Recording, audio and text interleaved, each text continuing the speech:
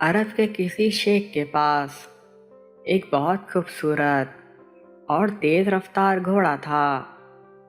لوگ اس کی منہ مانگی قیمت پر خریدنے پر تیار تھے، مگر شیخ اسے کسی قیمت پر فروخت کرنے کو تیار نہیں تھا۔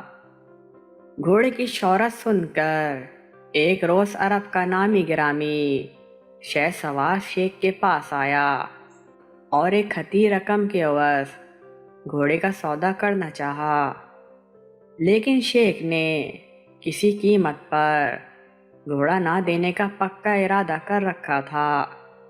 شہ سوار جاتے وقت بولا، ایک بات یاد رکھنا، جو چیز مجھے پسند ہوتی ہے میں اسے حاصل کر کے ہی رہتا ہوں۔ خیر وقت گزرتا گیا اور شیخ کچھ دنوں بعد اس بات کو بھول چکا تھا۔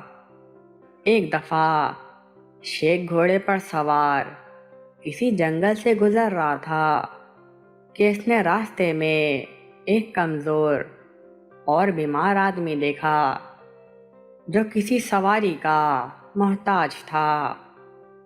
شیخ کو اس آدمی پر ترس آیا اور اس نے گھوڑا اسے دے دیا۔ وہ آدمی گھوڑے پر سوار ہوتے ہی تندرست و توانا اور خوش نظر آنے لگا۔ اس نے اپنے چہرے سے چادر اتاری تو شیخ حیران ہو گیا، یہ تو وہی شہ سوار تھا۔ شہ سوار نے ہنستے ہوئے زہر بھرے لہجے میں کہا، دیکھو تم نے خود اس گھوڑے کو مجھے سونپ دیا ہے۔ شیخ نے کہا کہ گھوڑا چاہے تم ہی رکھ لو، لیکن ایک التجا ہے کہ اگر لوگ تم سے اس گھوڑے کے بارے میں پوچھیں تو کہنا شیخ نے تحفہ دیا ہے۔